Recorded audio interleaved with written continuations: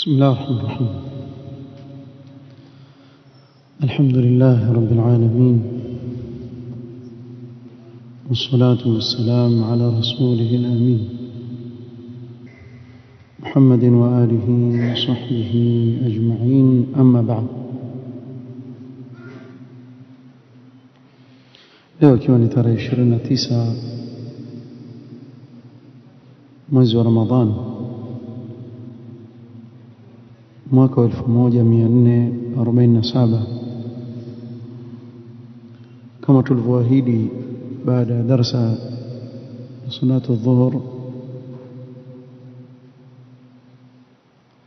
wa insha Allah taala pia darasa ya asri tazungumzia mada ile ya sira ya Mtume sallallahu alaihi wasallam,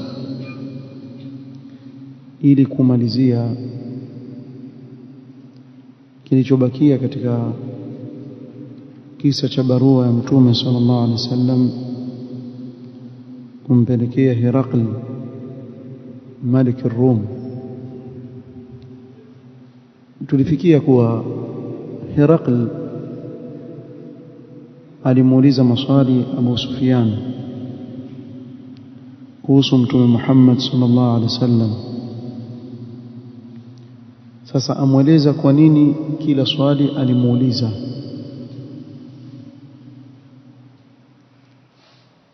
Wakamwambia yule mkalimani wake, qul lahu sa'altuka an nasabihi, swali la kwanza nimekuuliza kuhusu nasaba yake, ikoje nasaba yake kwa nyinyi. Fadhakarta annahu fikum dhu nasabin, ukataja kuwa Muhammad kwenu nyinyi ana nasaba kubwa,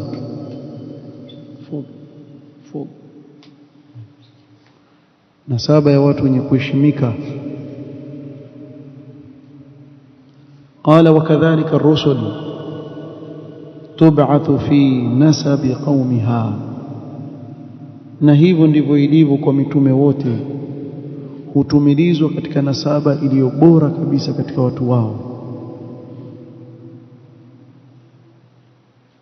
An-Nawawi rahimahullah ta'ala katika ta'liqi yake ya sehemu hii akasema, yani fi afdali ansabihim wa ashrafiha, wa mitume walikuwa wakitumilizwa katika nasaba iliyotukufu zaidi katika watu wake. Qala wa sa'altuka hal qala hadha alqawla minkum ahadun qat qablahu, nilikuuliza swali kuwa je, kuna mtu yoyote kabla yake huyu katika watu wenu huko nyuma aliwahi kudai utume akasema yeye ni mtume? Fadhakarta an la, ukaniambia la, haijawahi kutokea. Faqultu law kana ahadun qala hadha alqawla qablahu laqultu rajulun ya'tasi biqawlin qila qablahu, ungeniambia kuwa kuna mtu yoyote aliyedai utume kabla yake, ningesema ni mtu amuiga aliyekuwa kabla yake, alisikia kuna mtu adai utume kule na yeye pia atakufanya kama yeye, ingelikuwa ni hivyo. Wasaaltuka hal kana min abaihi min malikin, fadhakarta an la, nikakuuliza je, kulikuwa na ufalme, je kulikuwa na mfalme katika mababu zake huko nyuma, ukasema la. Faqultu law kana min abaihi min malikin, ingelikuwa kuna mfalme katika wale babu zake wa nyuma huko, qultu rajulun yatlubu mulka abihi, ningesema huyu ni mtu ataka kurudisha ule ufalme wa babu zake ili na yeye pia awe mfalme, lakini hakuwa hivyo. Wasaaltuka hal kuntum tattahimunahu bilkadhibi qabla an yaqula ma qala, kisha nikakuuliza je, alikuwa huyu bwana kabla ya kudai utume mlikuwa mumtuhumu kuwa ni muongo kabla ya kupewa utume au kabla ya kudai utume? Fadhakarta an la, ukasema la, hamjawahi kumsikia akisema uongo. قال فقد أعرف أنه لم يكن ليذر الكذب على الناس ويكذب على الله. na hapa nikasema kuwa haiwezekani awache kuwasemezea watu uongo kisha msemezee Allah uongo, sababu sahali mtu kuwasemezea watu uongo kuliko kumsingizia Allah subhanahu wa ta'ala. Sasa ikiwa huyo hakusema uongo kwa watu, haiwezekani kuwa amemsingizia Allah uongo. wasaltuka ashrafu an-nas yatba'unahu am du'afa'uhum, nikakuuliza swali, je, ni watu watukufu wanaomfuata waheshimiwa ama ni wale watu madhaifu walala hoi? fadhakarta anna du'afa'ahum ittaba'uhu, ukasema wewe kuwa ni wale watu madhaifu ndio waliomfuata. qala wa hum atba'u ar-rusul, na hao ndio wafuasi wa mitume. na ukiangalia katika tarehe ya mitume, watu wa kwanza walioamini mitume ni watu wa aina hii. hata watu wa Nuh alayhi salatu wassalam walikuwa katika dosari eti wamtia mtume sallam, wamtia mtume wa Allah Nuh alayhi salatu wassalam, wama naraka tabaka illa alladhina hum aradhiluna badiya ar-ra'i, hatuoni wanaokufuata isipokuwa watu duni tu ambao hawezi kufikiria, ndio maana kufuata wewe. lakini wale mabwenyenyi katika kila kaum ndio watu wa kwanza kuwakhalifu mitume wa Allah, na hili ndilo lilivyo mpaka kesho. kwa sababu mtu yoyote anayefunguliwa katika dunia ikiwa haijui dini yake, mara nyingi wa mu'jabun binafsihi, ajiona yeye ana uwerevu fulani uliomfanya yeye akapata dunia wengine wasipate. kwa hivyo hakuna mtu yoyote aweza kumwambia kitu yeye ni mjuaji. ukiwa una senti waweza kuitwa profesa na wewe si profesa kweli. sikia bwana profesa fulani, kumbe maskini jahili mkubwa, jahil murakkab, hana jiwalo. na aweza kuwa maskini ana elimu, akizungumzwa aitwa tharthar kharrat tu ile wasema kwa sababu ana kitu. lakini tajiri azungumze maneno ya kipuzi, unsikia maneno makubwa yale, wewe unaelewa yale, kumbe kazungumza upuzi, utumbo mtupu, hana elimu, mjinga, hajui chochote anachozungumza. lakini hata akakosea aya itatengenezwa, si sababu ya mpesa. ndio ilivyo katika dunia, wala usishangae, ndivyo ilivyo katika dunia. inshallah yule mwenye senti yule awe si muislamu, kafiri, lakini kuna watu katika watu wa dunia watamheshimu, watamnyanyua kwa sababu ya senti tu. Allah ameijalia dunia iko hivyo. yule ambaye ni duni akainuliwa, yule ambaye yuko juu akashukishwa. wewe waonaje mtu yuaimba tu tajiri, para kora tajiri, anaimba tu vituko, yani haeleweki azungumza nini, tajiri. yani lau kama utasikia ile maneno na maana gani, hayana maana yoyote, ile maneno hayana faida yoyote. lakini ile midundiko anaoifanya, mara ghafla aje kusikia tajiri mkubwa akialikwa mahali apewa mamilioni, kama ambaye ana maana.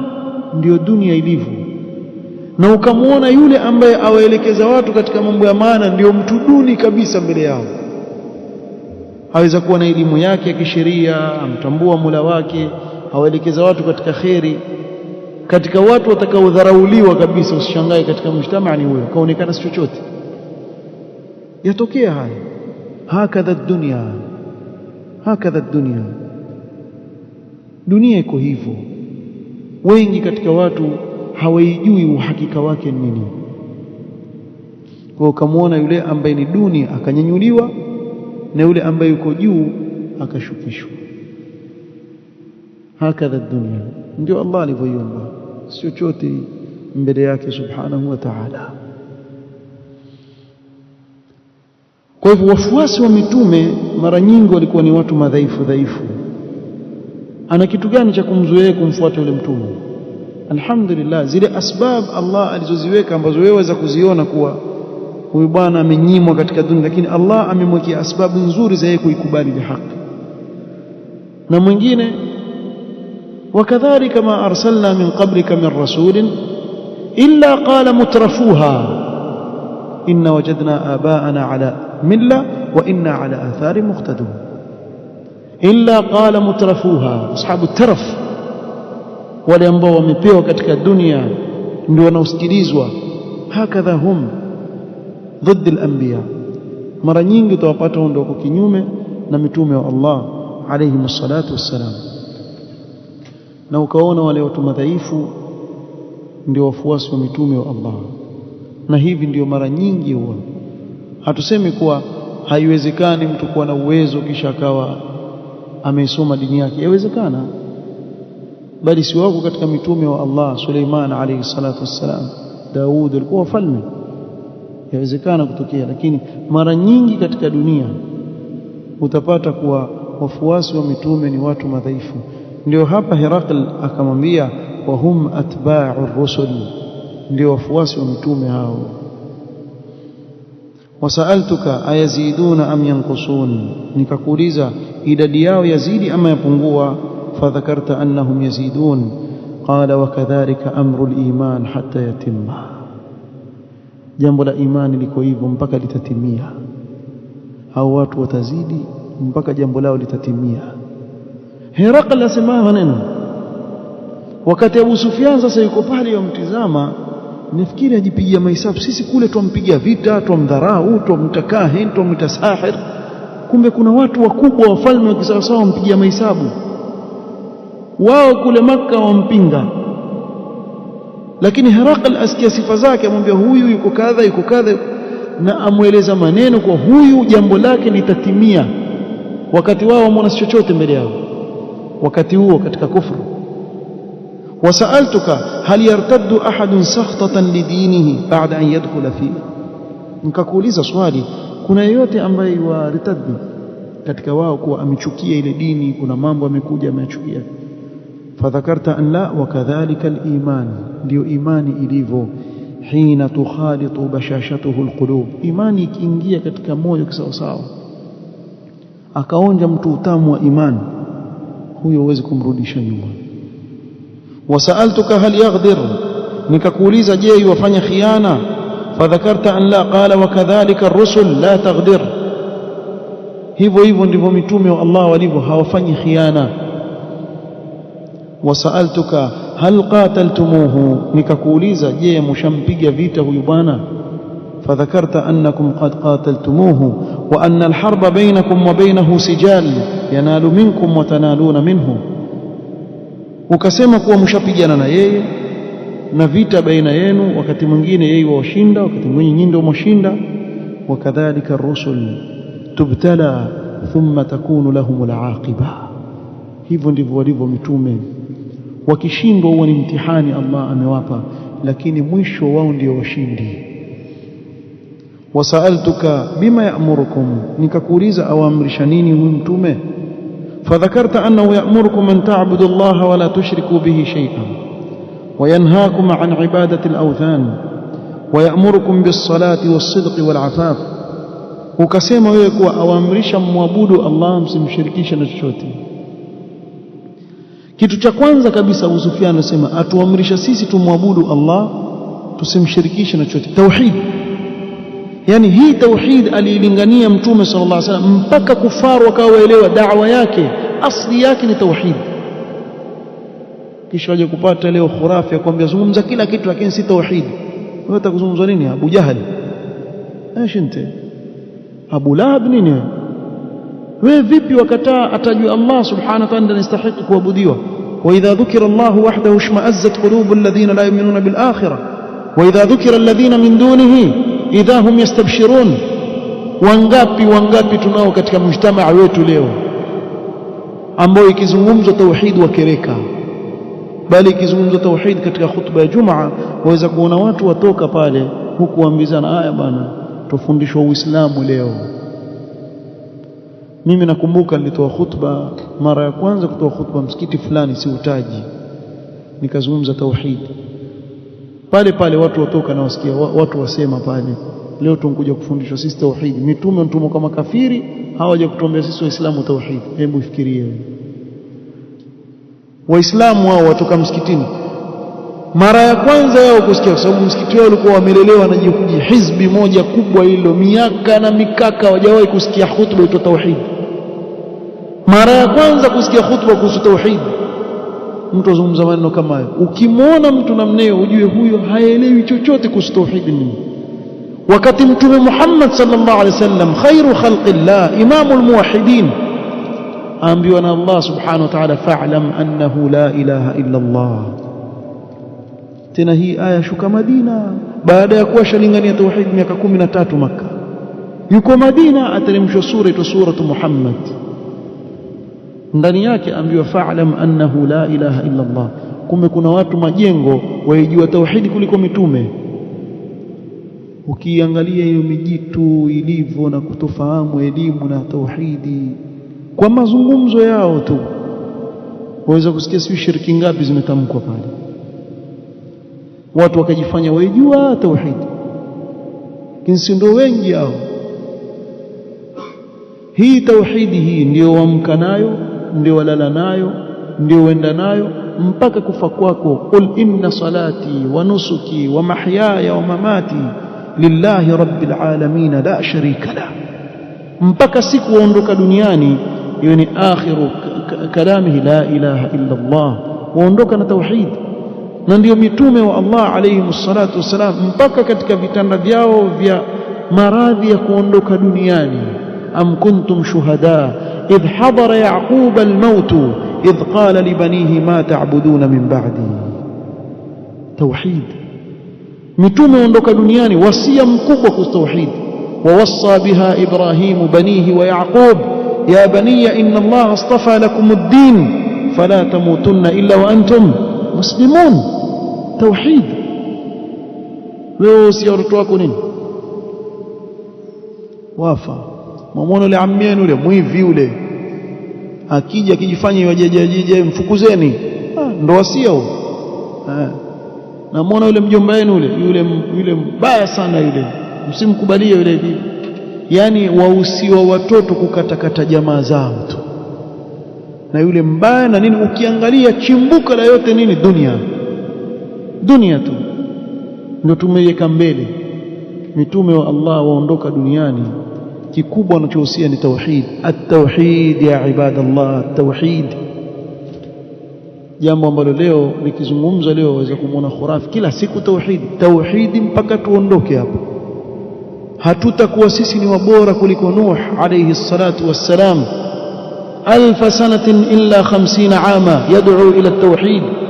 miaka 950 alingania katika tauhid. Ya qaumi ibudullaha ma lakum min ilahin ghayru. Tena si 950 tu, qala rabbi inni da'awtu qaumi laylan wa nahara. miaka 950 usiku na mchana. Yeye mwenyewe asema maneno kwa ushahidi wa maneno ya Allah subhanahu, inni da'awtu qaumi laylan wa nahara. da'wa yake nini? ya qaumi ibudullaha ma lakum min ilahin ghayru, laylan wa nahara. Sisi tuishi miaka 50 60 wafila mbali, uenda kujifia huko, alafu juu yake utakuisoma tauhid. Wafa bwana, una shirki bwana. Huijui tauhid bwana. Ndugu yangu Muislamu, wewe ondoka duniani hapa, kitu muhimu kabisa ambacho Allah kwa ajili yake amekuleta hapa kwenye ulimwengu kijui bwana. Kaumba mbingu na ardhi, kapeleka mitume, katumiliza mitume na vitabu akateremsha kwa ajili ya tauhid. Kisha ondoka hapo. Sizungumze tauhid, tuzungumze nini?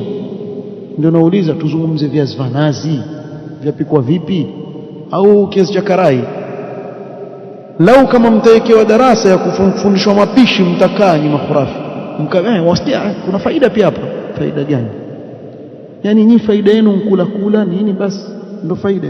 Mkizungumziwa mambo ambayo yana maana, ambayo yawagusa nyinyi janna na nar, muona hili jambo la. Kwa hivyo hata kufaru Quraish, Abu Sufyan, kitu cha kwanza kabisa asema da'wa ya huyu bwana atuamrisha tumwabudu Allah peke yake, tusimshirikishe na chochote, kisha tukataza kuabudu masanamu. Herakla awaambia hayo, na awaambia mseme kweli, mjizuie na uchafu, awaamrisha swala. Haya ndio anawaamrisha. Herakla yakul fa in kana ma taqulu haqqan ikiwa haya maswali nilokuuliza majawabu yake ni hayo ulionipa ya kweli, fasayamliku mawdhi'a qadamayya hataini, basi jua huyo bwana atamiliki hii ardhi mimi niliyoikanyaga sasa hivi. Hii ardhi iliyoko chini ya nyayo zangu atakuja kuimiliki huyo bwana. Waqad kuntu a'lamu annahu kharijun, na mimi nilikuwa najua kuna mtume atatumilizwa. Walam akun adhunnuhu annahu minkum, lakini sikutarajia kuwa atakuwa katika nyinyi. Sikudhania kuwa atakuwa Mwarabu, atatumilizwa katika nyinyi Waarabu. Falau anni a'lamu anni akhlusu ilayhi latajashamtu liqa'ahu. Herakl amwambia, lau kama najua kuwa naweza kumfikia basi ningejibidisha kwenda kukutana naye. Walau kuntu indahu laghasaltu an qadamayhi, na ningelikuwa kwake ningemuosha miguu yake kwa mikono yangu. Wala yablughanna mulkuhu ma tahta qadamayya, na ufalme wake huyo mtume utafika mpaka chini ya nyayo zangu hapa. Herakl haya maneno aliyozungumza ni haki, na yeye wazungumza kweli hivi, wajua ni kweli, lakini kuna mambo yatamzuia yeye kuikubali haki na kufuata matamanio ya nafsi, lakini wajua ni kweli, huyu ni mtume wa Allah. Thumma daa Heraklu بكتاب رسول الله صلى الله عليه وسلم الذي بعث به دحية إلى عظيم بصرى. دحية ألتمك عظيم بصرى كيشا يلوى بصرى أملته هرقل لبروة كيتشا لته، فدفعه إلى هرقل فقرأه فإذا فيه أكبيه هرقل دنياك منك بسم الله الرحمن الرحيم من محمد عبد الله ورسوله إلى هرقل عظيم الروم، سلام على من اتبع الهدى. أما بعد فإني أدعوك بدعاية الإسلام، أسلم تسلم يؤتك الله أجرك مرتين، فإن توليت فإن عليك إثم الأريسيين. وقل يا أهل الكتاب تعالوا إلى كلمة سواء بيننا وبينكم ألا نعبد إلا الله ولا نشرك به شيئا ولا يتخذ بعضنا بعضا أربابا من دون الله فإن تولوا فقولوا اشهدوا بأننا مسلمون. hii barua imefanana barua iliyoandikiwa an-Najash, na hapa akamwambia aslim taslam yu'tika Allahu ajraka marratayn, silimu utasalimika na Allah atakupa ajira yako mara mbili, sababu katika ahlul kitab ikisilimu pia ajira mara mbili. fa in tawallaita, ukikengeuka ukawacha usiyakubali haya ninayokuambia, fa inna alayka ithmul arisiyin. Arisiyin yani fallahin, wakulima, sababu walikuwa wakulima watu wake, raia wake. Utabeba madhambi yao wote hao usipokubali haya maneno ninayokuambia. Kisha akamwandikia aya, qul ya ahlal kitab ta'alu ila kalimatin sawa'in bainana wa bainakum. Al-kalimatu as-sawa' bainana wa bainahum ايش؟ at-tauhid, la ilaha illa Allah. Hii ndio kalima ambayo tukosoma. Mitume wote walingania katika hii kalima tauhid. Mtume sallam andika hii barua yote kulingania katika tauhid. Amwita Qaisar katika Herakl katika tauhid. فلما قرئ كتاب رسول الله صلى الله عليه وسلم على هرقل اهتز وتأثر. aliposomewa hii barua akatetemeka, akaathirika na yale maneno yaliyosomwa pale. Qala Abu Sufyan alikuwa pale asema, falamma qala ma qala wa faragha min qira'ati alkitab kathura indahu as-sakhabu. Alipoyasema yale maneno aliyosema, hii barua ikasomwa pale, mara kukaanza kelele pale ndani baina yao, wazungumza mpaka wanyanyua sauti wale waheshimiwa wa Kiroma pale. Wartafa'at al-aswat, sauti zikaanza kunyanyuka, kila mmoja anyanyua sauti. Wa ukhrijna, Waarabu tukatolewa. Wengine watakamkutano, wewe Waarabu nje, ni Waarabu tokeni kushambweni, waacheni wenyewe wazungumze. Watu wakatolewa. Qala faqultu li ashabi hina ukhrijna, tulipotolewa pale ndani nikamwambia wenzangu, laqad amira amru ibn abi kabsha, limekuwa kubwa mno bwana jambo. Ibn abi kabsha, abi kabsha huyu si baba yake mtume sallallahu alaihi wasallam Abdullah, ambaye mzaa baba yake Mtume sallallahu alayhi wasallam kumzaa. Huyu ni mume wake Halimatu Saadia ambaye amemnyonyesha Mtume sallallahu alayhi wasallam.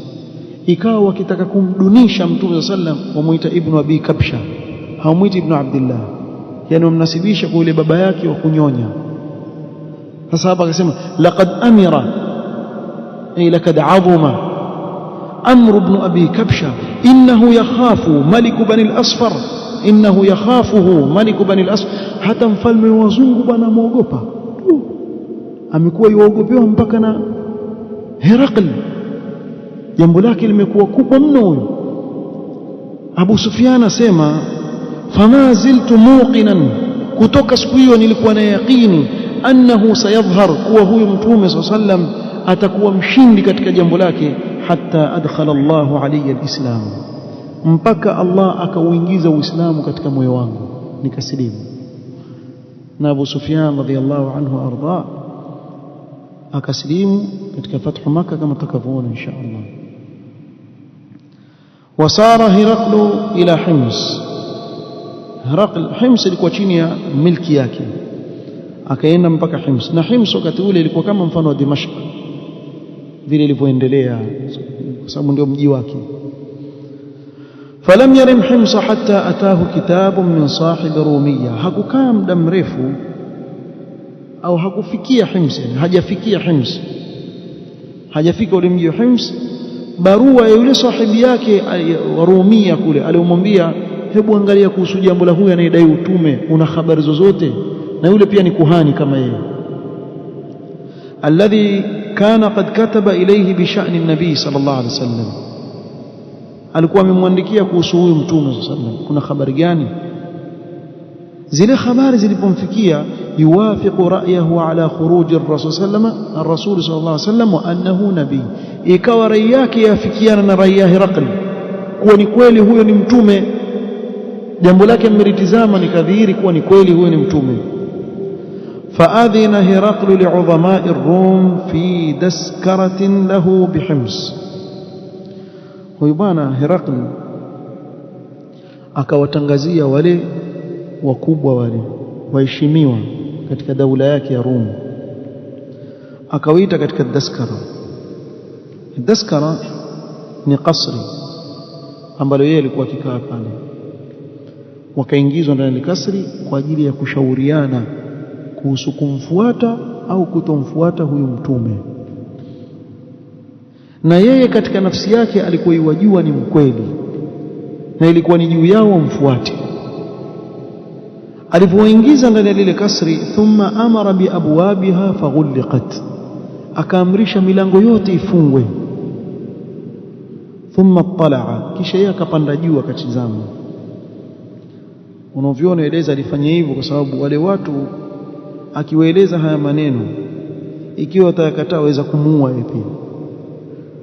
Kwa kuchelewa wasije wakamfanya kitu, yeye akakaa juu akaweka chini azungumze na wao kama balcony vile, kwenye balcony vile, alafu wao wako chini kule, njooni hapa kuna mazungumzo nataka kuwaeleza. Faqala ya ma'shar ar-rum, enyi mkusanyiko wa Roma, nisikilizeni vizuri maneno yangu. Hal lakum fil falahi war rushdi wa an yathbuta mulkukum fatubayi'u hadha an-nabiy. Mtakarai iliyonyoka, ikiwa mwajitakia kheri, ufalme wenu ukite mizizi usiondoke tena, tumkubali huyu mtume, tumpe bai'a, tumfuateni jamani. fahasu haysata humuri alwahshi ila alabwab fawajaduha qad ghulqat, wale mabwana wakaruka kama vile punda milia wanavyokimbia simba aliyewajia, bimaana wakakatale maneno yake, kisha wakaanza kama mijipunda. Na imeitwa humur kwa sababu punda ni katika wale wanyama ambao hawafikirii, yani punda mnyama mmoja mkaidi tu, kaidi sana. Kwa wakaruka pale, kila mmoja akimbilia mlango, ifika kule milango imefungwa na aliyafunga kusudi ile milango, jamaa wakimbia kwenye milango wataka kutoka nje. falamma raa Heraklu nafratahum wa aisa min islamihim, Herakl alipoona namna wanavyokimbia akakata tamaa kwa hawa hawawezi kukubali Uislamu. Wa khafahum ala nafsihi wa mulkihi, akawa ajiogopea nafsi yake hawaweza kumgeuka wakamuua, na aogopea ufalme wake, yeye ndio mfalme, kwa atakabakie katika ufalme wake. Qala, basi akasema, rudduhum alayya, warejesheni, waambieni warudi, njoni hapa nyote. Faqala inni qultu maqalati anifan akhtabiru biha shiddatakum ala dinikum. Asikumaanisha ile niliyosema, nilikuwa nataka kuwajaribu mkoje katika dini yenu nyinyi ya Kinasara. Mmeona nyinyi mko vizuri kabisa, mkubali machezo nyinyi. Kumbe alikuwa serious, akayageuza yale maneno. Alikuwa anawajaribu ni waangalie mtafanya nini. Faqad ra'aytu minkum alladhi uhibbu, mimi mmeona kile kitu cha kunifurahisha kabisa. Kumbe nyinyi mko tayari kukufa kwa ajili ya dini yenu Roho ukasema wapumbavu wakubwa nyinyi.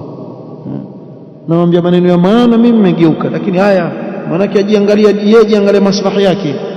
Fasajadu lahu wa radu anhu, wakamsujudia wakamridhia mfalme wao. Sasa Herakli lili jambo, lakini bado lamsuta ndani ya moyo wake.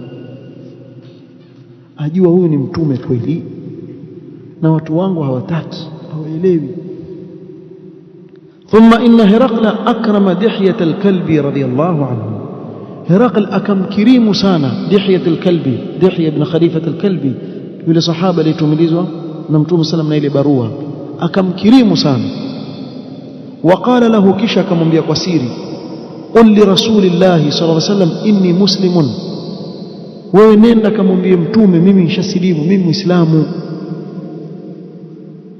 أخرج ابن حبان في صحيحه بسند صحيح عن أنس بن مالك رضي الله عنه قال ثم قال هرقل لرسول الله صلى الله عليه وسلم قد ترى أني خائف على مملكتي، mimi najiogopea ufalme wangu.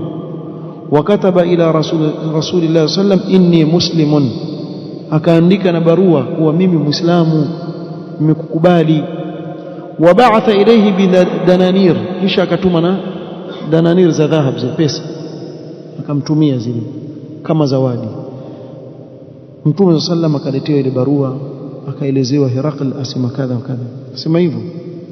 Faqala rasulullah sallam hina qara alkitab kadhaba aduullah, wallahi muongo, kadhaba aduullah laysa bimuslimin wa huwa ala an-nasraniyya, huyu bwana si muislamu, muongo katika maneno yake, bado amebakia katika unasara. Thumma qassama rasulullah sallam ad-dananir, kisha akachukua zile dananir akazigawanyiza.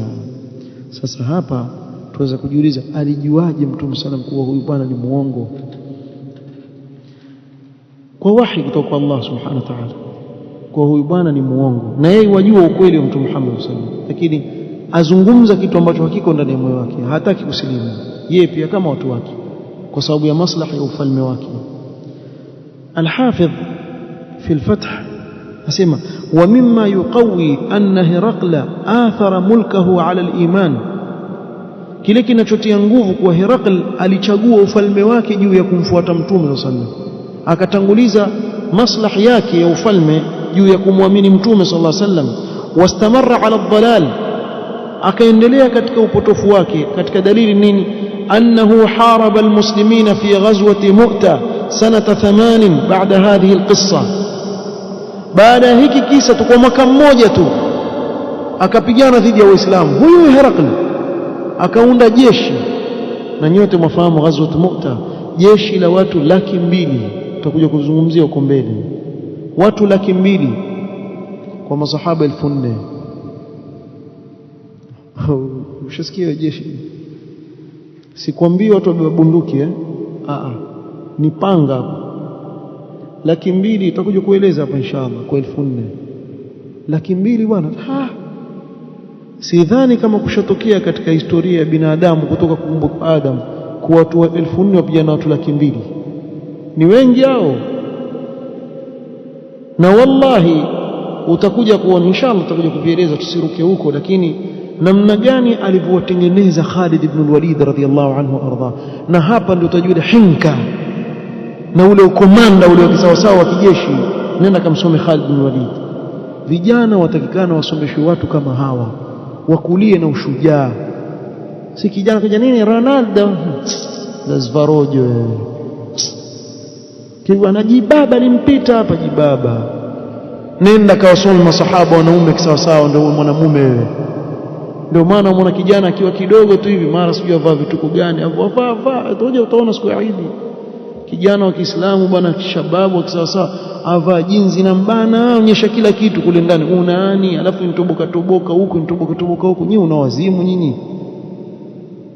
Wewe ushachukua izza na Uislamu wako bwana, ukavuka wa Muislamu wa kisawa sawa, nenda kufanya vituko bwana, afu kiona jiona naendelea kavaa viatu vimefurafura hivi, akitembea ameshikisha suruali nusu makalio huku nyuma, akapiga kofia geuza hivi na macheni na nini, ndio jiona naendelea maskini. Ya akhi iqra an as-sahaba, wewe una qudwa.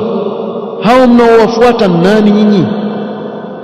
Nyinyi mwafuata nani nyinyi? Wachezaji mpira, sijui waimbaji, watu reject kule ndio nyinyi mwafuata. Ya laiti mngelikuwa mwaiga watu kutengeneza kompyuta, kutengeneza vitu kama hivyo vya maana, magari nini, nyinyi mnataka kutafuta waimbaji ndio mwaige. Akili zenu nzima nyinyi vijana. Ittaqullah fi hadhihi al-umma. Huu umma waangalia nyinyi vijana mtakwenda vipi? Poleni, kuna wengine hapa watamani ardhi pasuka jificha vijana hapa. Usijifiche. Badilika. Nenda kasome historia ya watu wako waliokuwa huko nyuma, ujivunie nao. Usijivunie na miji kafiri ama haina maana yote bwana. Nenda kujivunia mtu bwana, muimbaji bwana salala, muimbaji kavaa fulana nyuma mbele hivi, wallahi kavaa jikufu, alafu hapa katikati jibangili kubwa hivi. Waje muona kijana wa Kiislamu yeye pia kavaa jinzi la buruta kule chini. Kuna wengine sasa wengine lina mapliti lile, utafikiri wavutwa chini hivi akitembea kama amefungwa masilisili huko nyuma. Kuna nani ndugu yangu wewe? Kuna nani? Ndio kuendelea huku, kuendelea. Muangalie Mtume Muhammad sallallahu alaihi wasallam alikuwa vipi, kisha umuige mtume wako. Na sisi wazazi tusiwawache watoto wetu wakavaa vituko kama hivi bwana, na tuwafundishe watoto. Ya laiti wallahi tuketi na watoto wetu tuwafundisha tarehe kama hivi. Tarehe bwana, ukimfundisha yule mtoto ya muathiri, atamani kuwa mfano wa wale. Sasa tukilea jail ambayo yatamani kuwa mfano wale katika kufikisha dini, kufikisha da'wa, ndio pale utapata watoto watamani hifadhi Qur'an, atamani awe khatibu wa Jum'a, atamani awe ni mwalimu wa dini. Basi biidhnillah ta'ala mtaona ule mujtamaa ubadilika. Lakini wallahi siku moja niko kwa kinyozi nanyolewa, wewe sienda pale kinyozi. Sasa kunyoa vipi? Nyoa angusha nyele zote, utakia nini sasa? Kunyoa hivi, kunyoa vile. Mama mimi namsikia na masikio yangu, amuingiza mtoto, amwambia huyu nataka umnyoe kama sijui nani, amtaja mchezaji fulani, afanane hivyo. Ndio wewe? Azinitajie majina hayo, sina mpango nayo. Alhasil amuonyesha picha hii, picha iko pale tena iko kama hii. Wallahi yule mtoto ametoka pale amenyolewa chini huku karibu na kipara, juu kabwagwa nyele hivi zimevimba hivi. Ukimwangalia ushindo, huu mkidungu Maria ama mbinadamu? Mtoto huyo tena asema usipomnyoa hivyo babake atakasirika. Kumbe nyote wawili. Mwamfundisha nini yule mtoto? Lakini waonaje wewe ungemshika yule mtoto kwambia hivi ndivyo alivyotufundisha mtume wetu kunyoa, watakikana unyoe hivi, masahaba walikuwa wakifanya hivi. Akawa ana watu wa kujivunia. Mwajua nyinyi kufara hawana watu wa kujivunia, na ndio maana wewe waweza kushangaa kwenye matahif museum za hizi nchi hizi kubwa za kwenda ukaonyeshwa hii sasa ni historia ya nani. Kuna mwizi mmoja alikuwa kiiba kweli wewe hashikiki, aitwa Kachmi Fiukan. Ndio sasa hizi zilikuwa nguo zake, na hapa ndio alikuwa kijificha. Yani wajivunia watu hawana maana kabisa. Ama wasikia huyu alikuwa kiua watu kweli ndio wajivunia. Sisi tuna Khalid bin Walid ya akhi, alikuwa komanda wa jeshi. Tuna Abubakar as-Siddiq, hakuna mfano wake. Tuna Umar bin Khattab radhiyallahu anhu, tuna Ali bin Abi Talib, tuna Uthman bin Affan. Taja masahaba, hadith wala haraj fi shajaa. Yule mtoto kulia na ushujaa. yule mtoto akulia akiwa ajua kuna watu wa kuwaiga wakisawasawa. Khasara wallahi, khasara. Sisemi bwana mpotea, alhamdulillah alkhair fi, alhamdulillah alkhair fi, alkhair wajid fi al-umma. Pia upande wa pili, vijana wangapi leo wamehifadhi Qur'an? Alhamdulillah. Sasa ni wewe mwenyewe ubaki nyuma. Leo kuna wewe, angalia Ramadhani tu, wale watoto walioswalisha tarawih Ramadhani tu, mpaka mtu mzima una haya. Jamaa, basi sisi hata ile kusoma majakajaka tujui bwana, tushindwa namna hii. Yani wenzetu wako mbali. Sasa ni wewe mwenyewe. Sasa upande wa pili, alhamdulillah, kuna muamko mzuri. Vijana bwana wameanza kusoma dini yao, waanza kuhifadhi kitabu cha Allah, Qur'an. Ni wengi pia hao, alhamdulillah, na hao ni izza kwa huu umma. Kwa hatukati tamaa kusema kwa vijana wote tu wako hivyo, la, lakini wako. Sisi tuwazungumzia wale ambao bado hawajazinduka. Siidi itaingia tu inshallah, mtaona makadara na nini. Basi wao ndio waona wale ambao wasoma Qur'an, wale wanaosoma dini yao, waonekana wako nyuma, na nyinyi msiathirike na maneno yao. Fulani vipi shekhe, mkwa shekhe, na wewe umbe vipi mkwa zuzu hivyo mbele.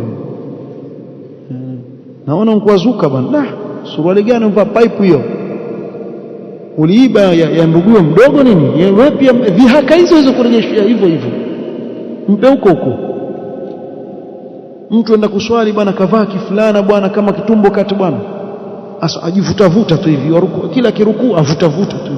Si uvae kanzu ama vaa fulana ndefu, akisujudu hivi waona hapa aura yaonekana yapanda juu. Sasa swala gani wewe swali?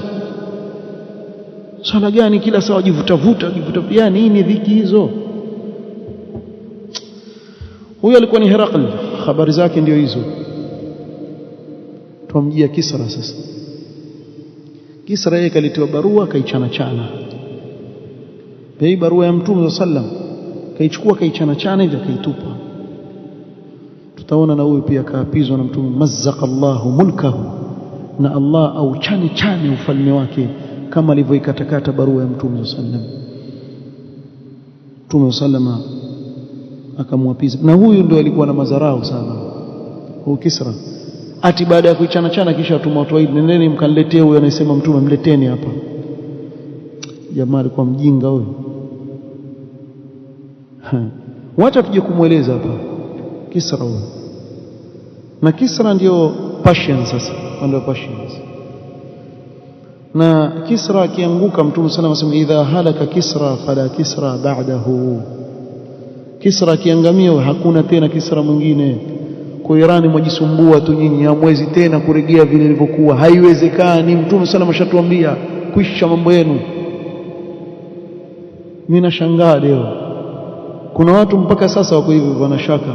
Sijui tuweze kuwaeleza vipi hadhola albahaim hata yafahamu annana idha qulna lasna ma'a Iran maanahu annana lasna ma'a Israeli. Haimaanishi kuwa sisi tukisema tuko na Iran tuko na Israeli. Wote wawili, Allahumma ahliki adh-dhalimina bidh-dhalimin, Allah awaangamize wote. Mimi nitasikia raha kutupwa kama kombora 1000 hivi kule Israeli, kama walivyofanya Gaza, teremsha, alafu nao wakasiriki waende kule, teremsha, sisi tuketi pale, mashaallah mambo mazuri. Sasa piganeni mpaka mfe nyote, Allah iglaakum, la hawa la hawa, kwa ile chuki walikuwa nayo dhidi ya Uislamu. كلهم واحد. لتجدن أشد الناس عداوة للذين آمنوا اليهود والذين أشركوا. اليهود معروفين والذين أشركوا الرافضة. hawana chuki sana dhidi ya waumini. Sisi tuseme hivyo tu, na tutaendelea Ramadhani nzima tuomba, na tutaendelea Allahumma ahliki adh-dhalimina bidh-dhalimin wa akhrijna min bayni aydihim salimin. Sisi tubakie salama, waendelee kuendelea kuuana wewe mpaka wamalizane, kama vile walivyowaua ahlus sunna katika kila nchi waliowaua. Allah yuwalipa leo, alhamdulillah. Tunaishi kuona ilikuwa tusema lini hawa watu watapatikana na wao. Sasa alhamdulillah bwana, yani raha. Ukiona yule dhalim yule, sasa mambo yake ndio yanamgeukia, kama vile watu wa peponi. Katika raha watu wa peponi, falyawma alladhina amanu min alkuffari yadhhakun ala alaraiki yanzurun hal thuwiba alkuffaru ma kanu yaf'alun. Na sisi ndio tutasema hivyo hivyo, si walipwa na Allah kwa dhulma. Wala tahsabanna Allah ghafilan amma ya'malu adh-dhalimun atau fil ardi fasada. Nchi ngapi bwana? Iraq wamekwenda mamilioni ya watu, chanzo Irani, Yemen, Lebanon, Suria. Ati mtakusaulisha watu wote wale wao, mtakusaulisha leo tusapoti rafidha qatalu kam qatalu min ikhwanna ahli sunna, mtakusaulisha wote bwana. Kwa hiyo wafursi wao wanachawa, tutakuja kuwazungumzia insha Allah taala. Na hapa tukusudia ahli sunna katika wao, tukusudia hawa rafidha waliobeba chuki dhidi ya Uislamu na chuki dhidi ya masahaba Mtume Muhammad sallallahu alaihi wasallam. Ama watu wa sunna, Allah awahifadhi kule waliko, kila mahali awahifadhi, wasione shari biidhnillah ta'ala. Allah yahfadh ahli sunna fi kulli makan, sallallahu yahfadhahum. subhanakallahumma wa bihamdika ashhadu an la ilaha illa anta astaghfiruka wa atubu ilaik. barakallahu fikum.